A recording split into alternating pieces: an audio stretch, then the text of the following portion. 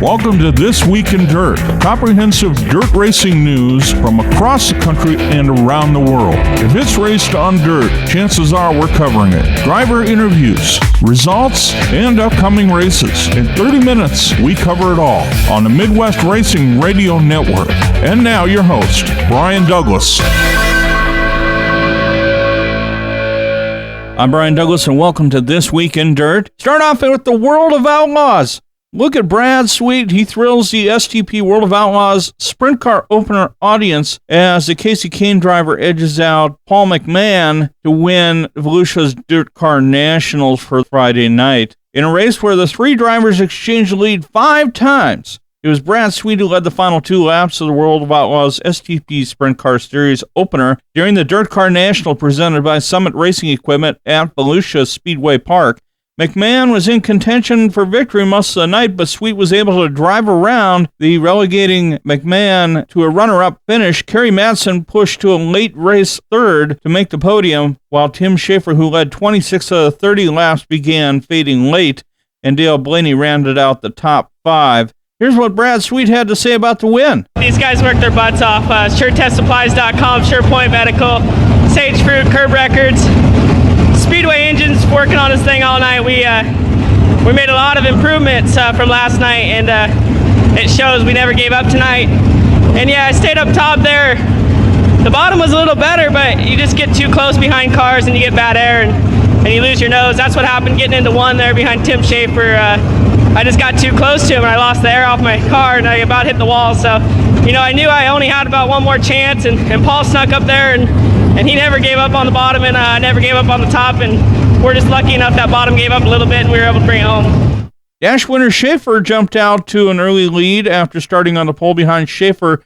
The battle was for second between McMahon and Sweet.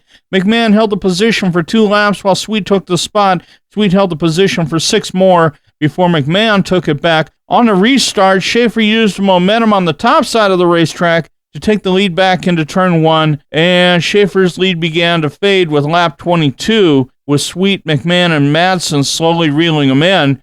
Schaefer's lead continued to dwindle on lap 26 as McMahon slid past Sweet for second and then made a move for the lead on lap 28. The lead did not last long as the top 4 were separated by less than a straightaway going into turn 1. Sweet held the lead till the checkers and wins night 1 of the World of Outlaws STP Sprint Car Series, replicating his teammate Darren Pittman's effort in 2013 after rejoining the tour full-time. On Saturday, Donnie Schatz gave the full house at the World of Outlaws STP Sprint Car program at Volusia Speedway Park their money's worth, with a brilliant charge from 11th to the lead, shooting down and lead-swapping Cody Dara and the defending series champion Darren Pittman in the process. Here's what Donnie Schatz had to say about the win. It was a lot of fun. Kind of had to pass cars everywhere. It's hats off to this whole STP Armor All team. We didn't have the greatest night last night, but you'll have that in racing. It's how quick you rebound, and I'm sure these guys didn't sleep that much last night. So I come back today, had an awesome race car, got ourselves qualified well, and every time we made changes, we went the right direction. So just it was a fun race. I mean, it was awesome fast, but sometimes I didn't know where it was going to end up. Fast timer Paul McMahon, Terry McCarl, and Friday winner Brad Sweet, along with Steve Kinzer, Joey Saldana, Sammy Swindell, and Kerry Madsen rounded out the top 10. Pittman's dash win puts him on the pole for the feature as he edged away from teammate Dara in the early going, but Pittman edging higher and higher each lap. Dara was working the inside of him when the only caution that flew for lap 12 was for a spin by Rico Abreu. Schatz had already blasted to 6th, but on the restart he immediately shot past Saldana and McCarl and reeled in on third running Paul McMahon, who he put away with an outside pass on lap 17. Dara sneaked under Pittman in the meantime, with the two dueling until lap 22 when Schatz drove under Pittman as they hit turn 3. Schatz repeated the move on Dara at the other end of the half mile and rolled off with his first win of 2014. The World of Outlaws STP Sprint Car Series wraps up their portion of the Dirt Car Nationals presented by Summit Racing Equipment Sunday night, and then it's on to the Western Swing, which includes 8 dates across Nevada, Arizona, and California. Coming up on This Week in Dirt, we're going to discuss some late model racing. Brandon Sheppard on a roll in the Rocket House car, and also Billy Moyer and Billy Moyer Jr. having problems with Lucas Oil late model series, and Davey Johnson taking a big win last night at East Bay. We'll be back after these messages from our sponsors.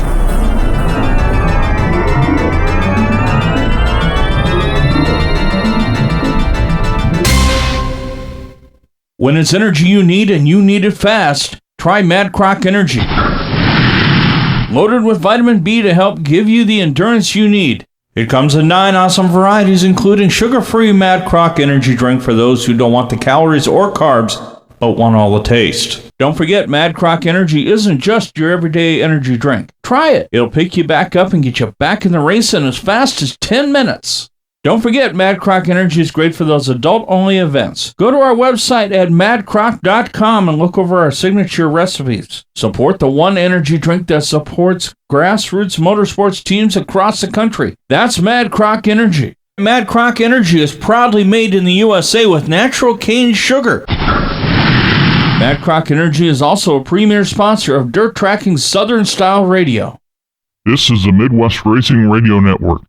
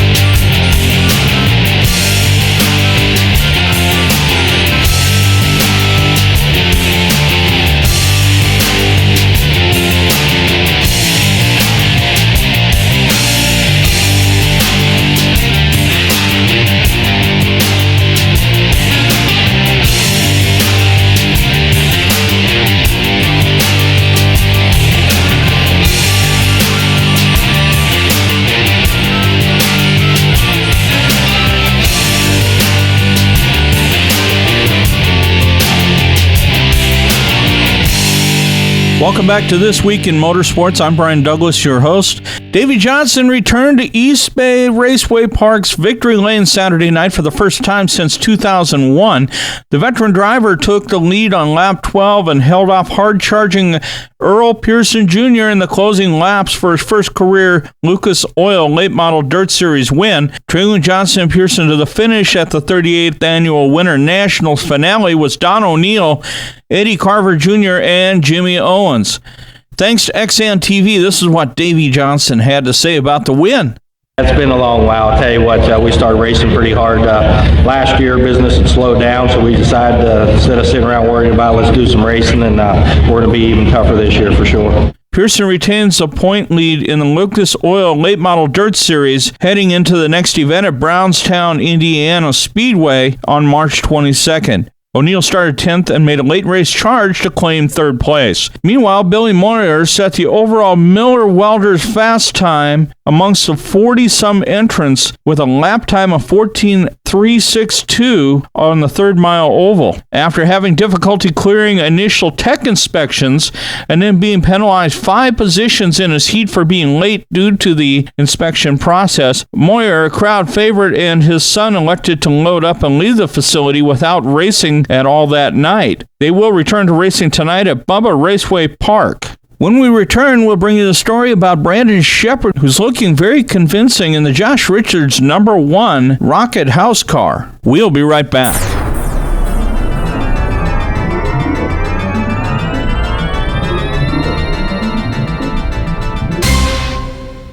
DirtOnDirt.com is Dirt Late Model Racing's true home on the internet. If it involves dirt late models, you can bet DirtOnDirt.com has it covered with reports and photos from some of the top dirt racing photographers on the planet.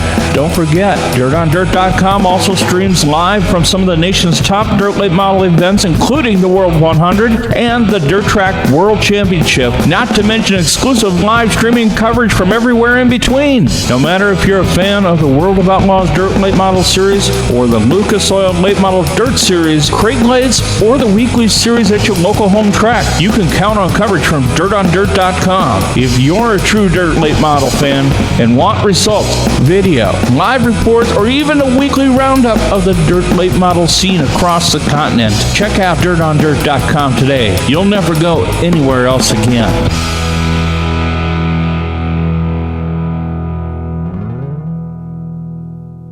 This is the Midwest Racing Radio Network.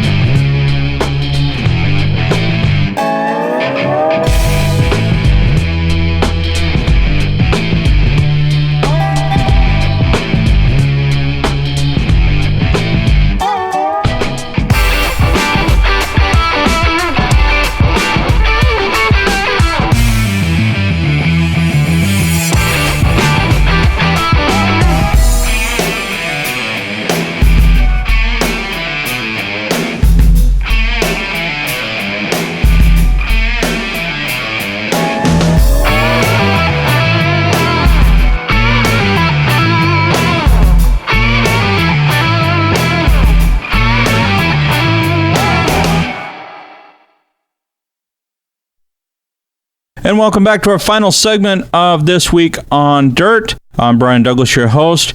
Continuing a spectacular performance, the interim driver of the Rocket Chassis House car, Brandon Sheppard, powered a convincing victory Saturday night in the 50-lap World of Outlaws Late Model Series A main at Bella Raceway Park. Sheppard, who's only 21 years old, surged forward from the 5th starting spot to take the lead from hometown favorite Ive Dent Lloyd Jr. on lap 7 and didn't look back. The 2014 Summer Nationals champion and Dirt Car Late Model National champion easily handled the 4 restarts over the remaining distance to defeat Friday night's winner Brady Smith by 4.348 seconds in the second night of action of the 3rd annual Bubba Army Dirt Late Model Winter Nationals. Lloyd, who started from the pole, led laps 1 through 6, swapped second place with Smith twice, before settling for a career-best World of Outlaws Late Model Series finish of 3rd place.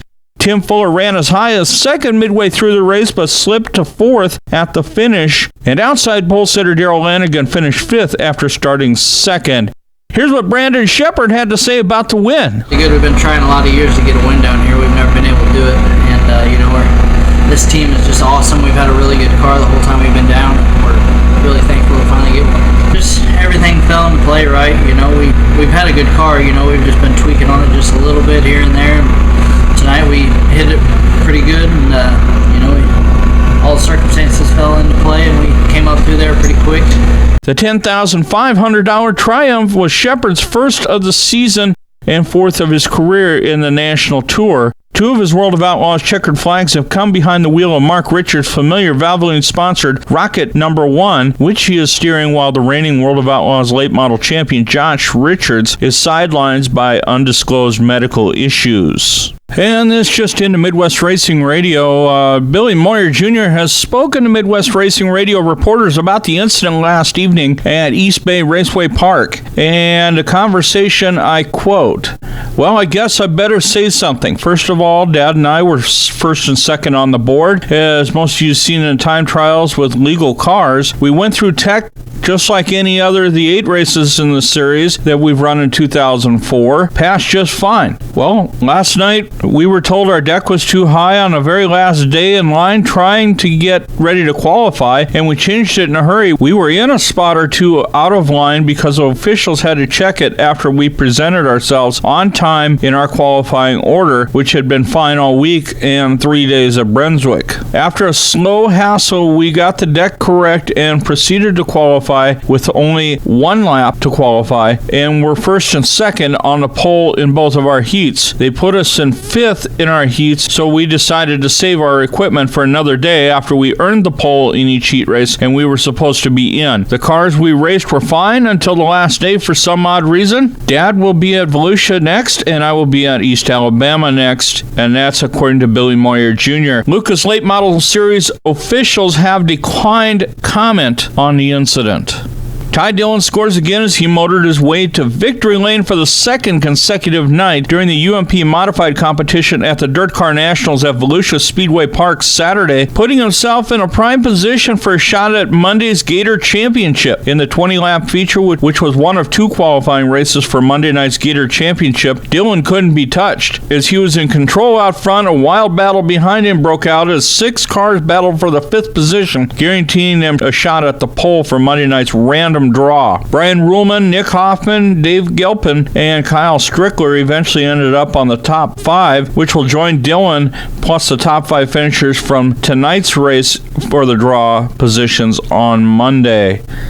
Ty Dillon scores again as he motored his way to victory lane for the 2nd consecutive night during the UMP modified competition at the Dirt Car Nationals at Volusia Speedway Park Saturday, putting himself in a prime position for a shot at Monday's Gator Championship. In the 20-lap feature, which was one of 2 qualifying races for Monday night's Gator Championship, Dillon couldn't be touched. As he was in control out front, a wild battle behind him broke out as 6 cars battled for the 5th position, guaranteeing them a shot at the pole for Monday night's random draw. Brian Ruhlman, Nick Hoffman, Dave Gilpin, and Kyle Strickler eventually ended up on the top 5, which will join Dillon plus the top 5 finishers from tonight's race for the draw positions on Monday.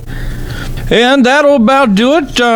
We got one more week of Speed Weeks, so pay attention. Volusia Speedway Park, Bubba Raceway Park, and East Bay all racing this week. Don't forget to keep an eye on NASCAR this week, as we have also got preps for the Daytona 500 and the Shootout. World of Outlaws next week are at Las Vegas next Friday and Saturday on a Western Swing, and also go to Tucson and then several California dates after that. We want to thank you for joining our show tonight. We hope to hear you again next week. This is The Week in Dirt on the Midwest Racing Radio Network.